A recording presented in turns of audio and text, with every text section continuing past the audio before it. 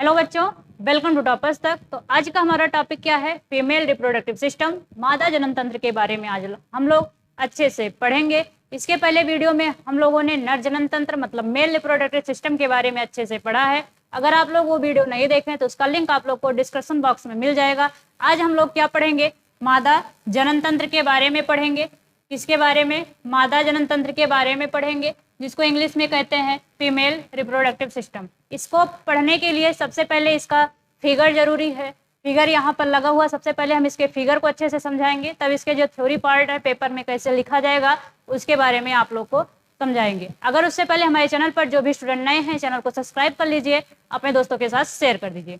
तो आइए देखते हैं सबसे पहले फिगर। तो ये जो फिगर है मादा जनन तंत्र का फिगर है। किसका फिगर है? मादा जनन तंत्र का फिगर है। इसमें देखिए, जो जैसे हम लोग मेल रिप्रोडक्टिव सिस्टम में पढ़े थे उसमें हम लोगों ने बताया था कि मादा जनन नर जनन तंत्र का जो प्रमुख अंग होता है क्या होता है? वृषण होता है। उसी प्रकार इसमें क्या होता है? मादा जनन तंत्र का जो प्रमुख अंग होता है क्या होता है? अंडाशय होता है। तो मादा जनन तंत्र में कितने अंडाशय होते हैं? तो दो अंडाशय होते हैं, एक ये है और एक इधर वाला है। ये क्या करते हैं? इसके ऊपर एक ट्यूब जैसी संरचना दिखाई पड़ रही होगी, ट्यूब जैसी संरचना दिखाई पड़ रही होगी। इसे ही क्या कहते हैं? अंडवाहिनी कहते हैं, या इसे इंग्लिश में क्या बोलते हैं? फैलोपियन ट्यूब बोलते हैं। तो अंडाणु से ये जुड़ा होता है और ये जाके एक थैलेनुमा संरचना बना लेता है। ये दोनों क्या होते हैं? जो भी अंडवाहिनी इधर वाली और दोनों अंडवाहिनी क्या होती हैं? थैलेनुमा संरचना बना लेती हैं, जिसे क्या कहते हैं? गर्भाशय कहते हैं। और गर्भाशय से ये वाला भाग ग्रीवा कहलाता है, और ये जो स्ट्रक्चर दिखाई पड़ रहा है ये क्या कहलाता है? योनि कहलाता है। तो इसमें देखिए, जो सबसे पहले इसमें हम पढ़ेंगे क्या? इसमें हम लोग सबसे पहले अंडाशय को पढ़ेंगे। तो ये क्या करता है? जैसे हम लोग उसमें पढ़े थे, इसमें मेल में पढ़े थे, तो उसमें वृषण था, वृषण प्रमुख अंग था। उसमें भी कुछ हार्मोन स्रावित होते हैं। इसके बाद उसमें क्या होता था? शुक्राणु का निर्माण होता था। उसी प्रकार इसमें क्या होता है? अंडाशय में किसका निर्माण होता है? अंडाणु का निर्माण होता है। किसका निर्माण होता है? अंडाणु का निर्माण होता है। इसके बाद इसमें कुछ हार्मोन्स पाए जाते हैं। इसमें देखिए लिखा क्या गया है, अंडाशय में लिखा गया है मादा जनन कोशिका या अंडाणु का निर्माण तथा कुछ हार्मोन्स का निर्माण अंडाशय में होता है। तो इसमें बताया गया अंडाशय में जो भी अंडाशय होता है इसमें क्या होता है? अंडाणुओं का निर्माण होता है, अंडाणुओं का निर्माण होता है, और जो कुछ हार्मोन्स होते हैं उसको क्या करता है? ये स्रावित करता है। तो कौन से हार्मोन्स हैं आइए उसको देख लेते हैं। कौन से हार्मोन्स हैं? तो पहला हार्मोन्स है एस्ट्रोजन और दूसरा है क्या? प्रोजेस्टेरॉन। एस्ट्रोजन हार्मोन्स का क्या करता है? या भी द्वितीयक गौण लैंगिक लक्षण का क्या करता है? निर्धारण करता है। और प्रोजेस्टेरॉन क्या करता है? या भ्रूण को गर्भाशय से जोड़ता है। ये दोनों ही पाए तो बहुत हार्मोन्स जाते हैं, लेकिन आप लोगों की परीक्षाओं में दो बहुत ज्यादा पूछे जाते हैं कि प्रोजेस्टेरॉन और एस्ट्रोजन का काम क्या होता है। तो प्रोजेस्टेरॉन एस्ट्रोजन का काम क्या होता है? द्वितीयक गौण लैंगिक लक्षण का निर्धारण करना। इसके बाद प्रोजेस्टेरॉन का काम क्या होता है? भ्रूण को गर्भाशय से जोड़ने का कार्य होता है। जैसे आप लोग मेल में पढ़े थे उसमें कौन सा हार्मोन स्रावित होता है? वृषण से टेस्टोस्टेरोन हार्मोन स्रावित होता है, वह भी द्वितीयक गौण लैंगिक लक्षण का निर्धारण करता है। उसी प्रकार इसमें क्या पाया जाता है?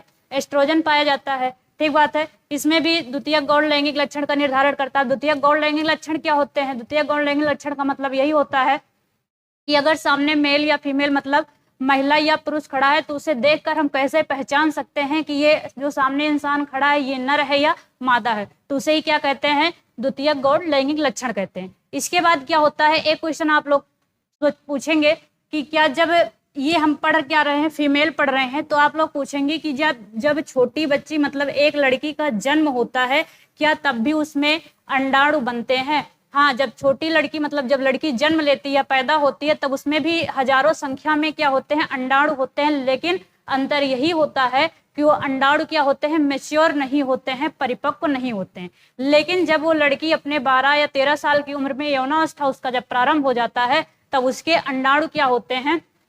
परिपक्व होने लगते हैं। लेकिन परिपक्व होने लगते हैं और इसके बाद वह समय समय पर क्या होते हैं? निष्कासित होते हैं। मतलब समय समय पर ये अंडाशय क्या करता है? वो जो अंडाणु बने हुए हैं उसको समय समय पर निकालता है। जैसे हम बताएं समय समय का मतलब यहाँ क्या होता है? जैसे अगर ये कौन सा महीना चल रहा है? सितंबर का, अगर यहाँ से 1 सितंबर महीने में अगर एक अंडाणु यहाँ से निकला तो इसके बाद अब कोई भी अंडाणु नहीं निकलेगा। इसके बाद अगले महीने में इस अंडाशय से, मतलब सितंबर में अगर इधर निकल गया तो अक्टूबर में इस अंडाशय से निकलेगा। इसका मतलब यही होता है, एक महीने में एक ही अंडाणु निकलेंगे। एक अगर सितंबर से इधर निकला तो अक्टूबर से इधर निकलेगा। ठीक, इसके बाद क्या होता है, यही अंडाणु, यहाँ से जो अंडाणु मतलब सक्रिय हो जाते हैं, परिपक्व हो जाते हैं, वो जा करके कहाँ, फैलोपियन ट्यूब के द्वारा यहाँ पर मिल जाते हैं। इसके बाद इसको भी थोड़ा देख लेते हैं, तब आगे समझते हैं। इसके बाद क्या है, यहाँ तक हम लोग देख लिए थे। इसके बाद आता है अंडवाहिका। अंडवाहिका का मतलब, वाहिका का मतलब ही क्या होता है, रास्ता। और अंड जुड़ा है तो मतलब जो अंडाणु को ले जाने का रास्ता होता है उसे ही क्या कहते हैं, अंडवाहिका कहते हैं। इसका काम क्या होता है, यह प्रत्येक माह एक अंडाणु परिपक्व होता है। इसमें बताया गया, इसमें जो अंडाणु होते हैं वो परिपक्व होते हैं। ठीक, हर एक माह में, मतलब प्रत्येक माह में अंडाणु क्या होते हैं, परिपक्व होते हैं। और अंडवाहिका द्वारा यह अंडाणु गर्भाशय तक ले जाए जाते हैं। इनका कहने का मतलब ये है कि जो इसमें अंडाशय में जो अंडाणु बने हुए हैं वो जो परिपक्व हो जाते हैं तो अंडवाहिनी की सहायता से कहाँ ले जाए जाते हैं, गर्भाशय में ले जाए जाते हैं।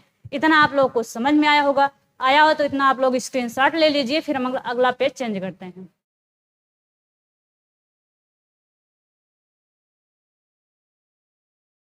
चलिए अब आगे देखते हैं इसके क्या है।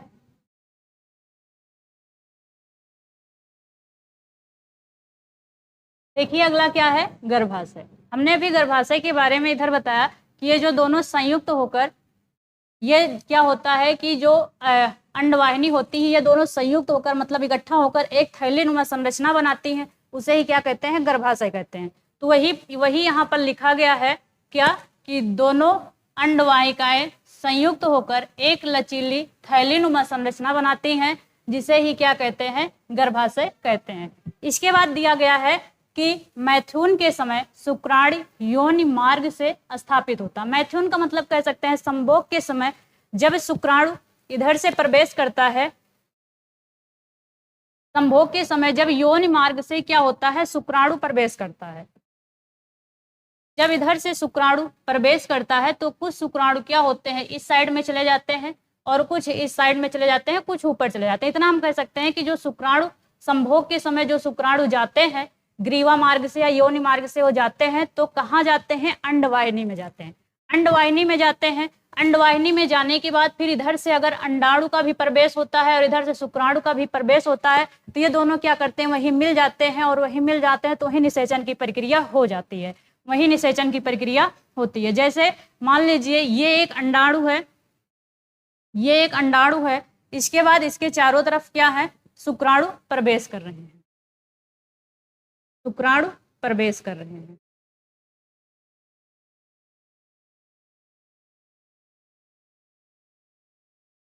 इधर से ऐसे हम इसको भी दिखा देंगे ऐसे। लेकिन अब यहाँ बात आती है कि क्या जितने भी शुक्राणु जाते हैं तैरते हुए वो क्या सभी पहुंच जाएंगे, नहीं। इसमें से अगर हम यहाँ पर 3 दिखाएं तो इसमें से वही शुक्राणु इसमें प्रवेश करेगा जो बिल्कुल हष्ट-पुष्ट होगा, मतलब स्वस्थ होगा, और जो मैच्योर होगा पूर्ण रूप से वही प्रवेश करेगा। तो वही क्या करता है, इस अंदर को प्रवेश करता है, बाकी सब क्या हो जाते हैं, नष्ट हो जाते हैं। तो यही प्रक्रिया क्या कहलाती है, निषेचन कहलाती है। इसके बाद आइए देखते हैं इधर, मैथुन के समय शुक्राणु योनि मार्ग से स्थापित होते हैं। अभी हमने बताया कि जो संभोग का समय होता है शुक्राणु योनि मार्ग से ऊपर की ओर मतलब अंडवाहिनी की वाहिनियों की तरफ जाता है और उधर अंडाशय से क्या होता है, अंडाणु निकलता है।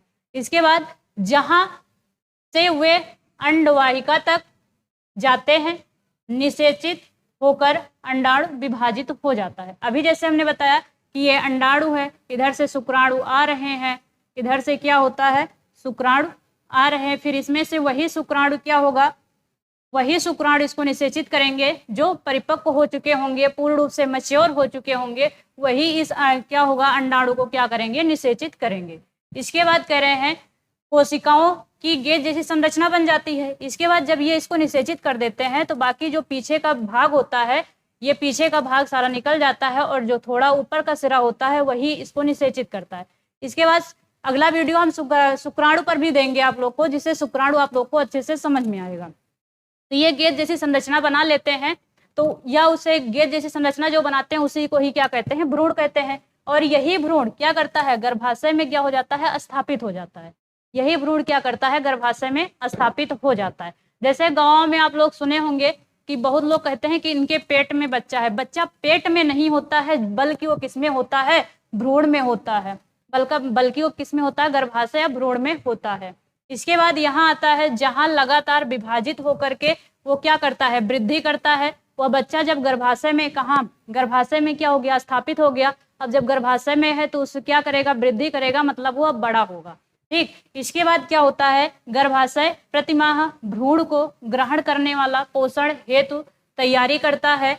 इसके बाद आंतरिक परत मोटी हो जाती है। जो गर्भाशय की आंतरिक परत होती है, कौन सी, ये वाली परत, ये वाली परत, ये क्या हो जाती है, मोटी हो जाती है। ये वाली परत है ना, ये परत क्या हो जाती है, मोटी हो जाती है,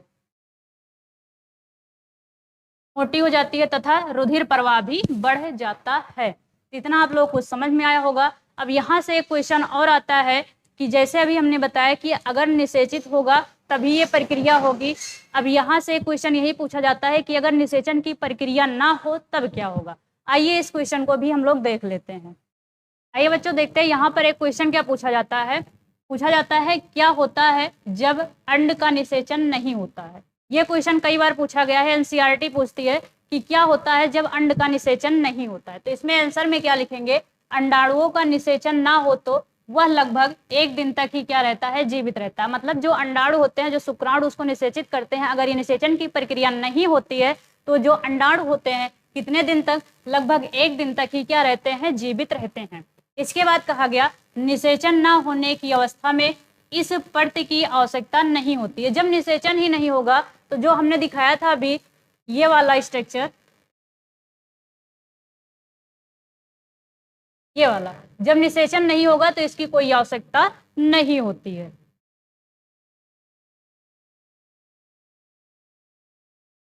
इस परत की क्या होती है, आवश्यकता नहीं होती है। यह परत क्या होती है, धीरे धीरे टूटकर योनि मार्ग से क्या होती है, रुधिर या म्यूकस, म्यूकस क्या होता है, या म्यूकस क्या होता है, एक दुधिया सा सफेद रंग का क्या होता है, पदार्थ होता है, उसी में ही क्या होता है, शुक्राणु तैरते हुए रहते हैं। इसमें कह रहे हैं म्यूकस के रूप में निष्कासित हो जाता है। जो भी अंडाणु होता है जब निषेचन की प्रक्रिया नहीं होती है तो क्या करते हैं, रुधिर मार्ग से, रुधिर से या म्यूकस के द्वारा क्या होते हैं, बाहर निकल जाते हैं, निष्कासित हो जाती है। और यह चक्र कितने दिन में, लगभग 1 माह का समय लगता है ये चक्र पूरा होने में, जिसे ही क्या कहते हैं, ऋतुस्राव या रजोधर्म कहते हैं। इसके बाद कहा गया है इस अवधि लगभग कितने दिन तक, 2 से 8 दिनों की होती है। 2 से कम नहीं होना चाहिए, 8 से ज्यादा नहीं होना चाहिए। अगर 8 से ज्यादा होता है तो आप लोग को डॉक्टर से सलाह लेनी चाहिए। लेकिन इसकी जो अवधि होती है कितनी होती है, 2 से 8 दिन की होती है। 2 से कम नहीं होना चाहिए और 8 से ज्यादा नहीं होना चाहिए। तो आज आप लोग को मादा जनन तंत्र अच्छे से समझ में आएगा। अगले वीडियो में हम जो बात करेंगे वो शुक्राणु के बारे में बात करेंगे। इसके पहले हमने मेल रिप्रोडक्टिव सिस्टम पढ़ा दिया है, उसको आप लोग देख लीजिएगा। ये वीडियो आप लोग को समझ में आई होगी। समझ में आई है तो अपने दोस्तों के साथ शेयर कर दीजिए, लाइक कर दीजिए, कमेंट बॉक्स से कमेंट करके जरूर बताइएगा वीडियो आप लोग को कैसी लगी। Thank you so much.